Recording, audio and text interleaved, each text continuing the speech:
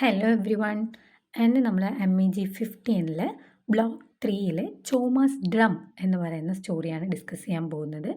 അതിനു മുന്നേ ആരെങ്കിലും ചാനൽ സബ്സ്ക്രൈബ് ചെയ്യാതുണ്ടെങ്കിൽ ദയവായി ഒന്ന് സബ്സ്ക്രൈബ് ചെയ്യുക. ഓക്കെ, നമുക്ക് സ്റ്റോറിയിലേക്ക് പോവാം. ചോമാസ് ഡ്രം ഈ സ്റ്റോറി എഴുതിയത് ശിവരാമ കരന്താണ്.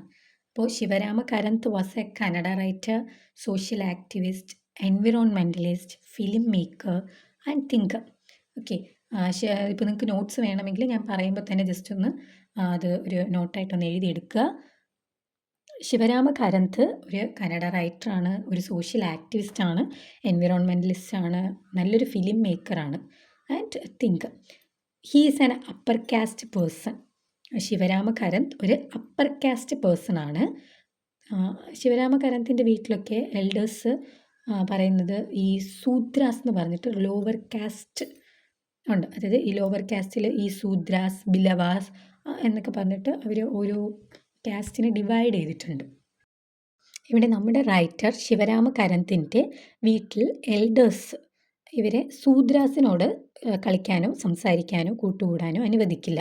കാരണം ഇവർ വിചാരിക്കുന്നത് എന്താണെന്ന് വെച്ചാൽ ഈ സൂദ്രാസിനോട് ഇവർ കൂട്ടുകൂടുകയോ കളിക്കുകയോ ചെയ്യുവാണെങ്കിൽ അവരുടെ കൾച്ചർ ഇവരിലേക്കും സ്പ്രെഡ് ആകും എന്നുള്ള ഒരു ഇതുകൊണ്ട് അവരോട് കൂട്ടുകൂടാൻ സമ്മതിക്കില്ല. They will not allow to play with Shudras. There is another caste called Billava. ഈ ബില്ലവ കാസ്റ്റിലെ കുട്ടികൾക്ക് സ്കൂളിൽ പോകാൻ പോലും അനുവാദമുണ്ടായിരുന്നില്ല.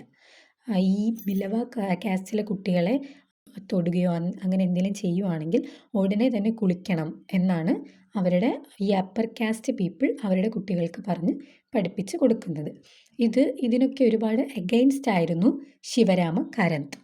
ശിവരാമ കരന്ത് ഒരു അപ്പർ കാസ്റ്റ് പേഴ്സൺ ആണെങ്കിലും ഇതിനൊക്കെ എഗെയിൻസ്റ്റ് ആയിരുന്നു. എല്ലാവരും ഒരുപോലെ ഇരിക്കണം എന്നുള്ളൊരു ചിന്താഗതിയുള്ള ഒരു പേഴ്സൺ ആയിരുന്നു. നമ്മുടെ സ്റ്റോറി ചോമാസ് ഡ്രം ഇതൊരു അൺടച്ചബിൾ ബോണ്ടഡ് ലേബറിനെ കുറിച്ചാണ്. ഈ ബോണ്ടഡ് ലേബർ എന്ന് വെച്ചാൽ ഒരു ലാൻഡ് ലോഡിന് എന്തെങ്കിലും കാരണം കൊണ്ട് ആ ലേബറിനെ പിരിച്ചുവിടാനോ അല്ലെങ്കിൽ ആ ലേബറിന് ലാൻഡ് ലോഡിൽ നിന്ന് മാറി വേറെ ജോലിക്ക് പോകാനോ ഉള്ള അനുവാദം ഇല്ല. ഓൾറെഡി അവർ തമ്മിലൊരു ബോണ്ടുണ്ട്. ആ ബോണ്ട് അനുസരിച്ച് ലൈഫ് ലോങ് ഈ ലേബർ ആ ലാൻഡ് ലോഡിന് തന്നെ വർക്ക് ചെയ്യേണ്ടതാണ്. ചോമയ്ക്ക് ലൈഫിൽ ഒരേ ഒരു ആഗ്രഹമേ ഉണ്ടായിരുന്നുള്ളൂ, his own bit of land. അതൊന്ന് നോട്ട് ചെയ്യുക, ആ ഒരു ലൈൻ ഇമ്പോർട്ടൻറ്റ് ലൈനാണ്. His own bit of land. അതായത് he only wants one thing in his life, that is his own bit of land. സ്വന്തമായിട്ട് ചെറിയ ഒരു പാർട്ട് ലാൻഡെങ്കിലും ഉണ്ടാവണം എന്നുള്ളതാണ്. പക്ഷേ ഇത് സാധ്യമല്ലാത്ത കാര്യമല്ല, അതവനെ കൊണ്ട് സാധിക്കും. പക്ഷേ അതവന് ചെയ്യാൻ കഴിയില്ല. കാരണം ഈ ലാൻഡ് ലോഡുമായിട്ടുള്ള ബോണ്ടാണ്. കാരണം അവന് സ്വന്തമായിട്ട് ഒരു ലാൻഡ് വാങ്ങി അവിടെ അവന് ജോലി ചെയ്യാനുള്ള അനുവാദമില്ല. ആ ഒരൊറ്റ കാരണം കൊണ്ട്. അതായത് ഇപ്പോൾ നമുക്ക് നടക്കാത്ത കാരണമായിരുന്നു എങ്കിൽ പ്രശ്നമില്ലായിരുന്നു. പക്ഷേ ഇത് അവനെക്കൊണ്ട് സാധിക്കുന്ന കാര്യമാണ്, എന്നാൽ അതിനുള്ള അനുവാദം അവന് ഇല്ല. ഇതിൻ്റെ ഫ്രസ്ട്രേഷൻ വരുമ്പോഴൊക്കെ അത് അവൻ തീർക്കുന്നത് അവൻ്റെ ഡ്രം വായിച്ചിട്ടാണ്. അതായത് he vents his frustration by beating his drum. Choma has 4 sons and a daughter. 2 sons are working in a coffee estate. അതായത് ഈ കടങ്ങളൊക്കെ തീർക്കാനായി 2 ആൺമക്കൾ ഒരു കോഫി എസ്റ്റേറ്റിൽ ജോലിക്ക് പോയിരിക്കുമായിരുന്നു. ആൻഡ് ഒരു മകൻ വന്നിട്ട് ക്രിസ്ത്യാനിറ്റിയിലോട്ട് കൺവേർട്ടായി. അതായത് ഒരു ക്രിസ്ത്യൻ ഗേളിനെ വിവാഹം കഴിച്ച് ക്രിസ്ത്യാനിറ്റിയിലോട്ട് കൺവേർട്ടായത്. ഒരു മകളുണ്ട്. ആ മകൾ ഒരു പ്ലാന്റേഷനിൽ വർക്ക് ചെയ്യുമായിരുന്നു. ആ എസ്റ്റേറ്റ് ഓണർ അവളോടുള്ള താല്പര്യം കാരണം അവളെ റേപ്പ് ചെയ്തു. അവൾ വീട്ടിൽ വന്ന് ഈ ഇൻസിഡൻ്റൊക്കെ അവളുടെ വീട്ടിലുള്ളവരുമായിട്ട് ഷെയർ ചെയ്തു. ഈ എല്ലാ ഫ്രസ്ട്രേഷനും നമ്മുടെ ചോമ സഹിക്കുന്നുണ്ട്.